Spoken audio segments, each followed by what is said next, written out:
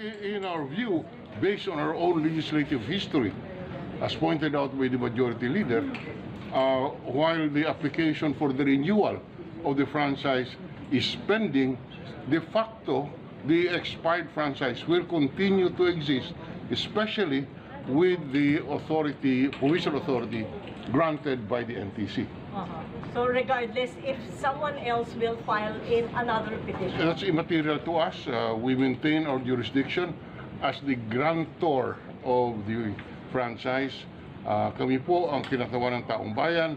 Kami po ang binigyan ng kapangyarihan sa ating saligang batas na magbigay ng prangkisa. Kaya ang opinyon ng kongreso ay dapat bigyan ng kaukulang pansin dahilan sa kami po ang nagbibigay ng franchise at aming interpretasyon kung sakali man pending pa ang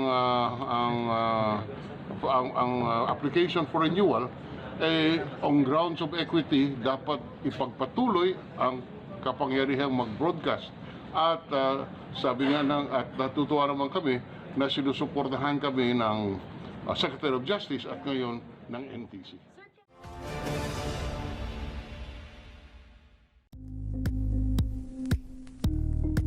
Thank you for watching Politico TV. Please like and subscribe to our channel for more videos.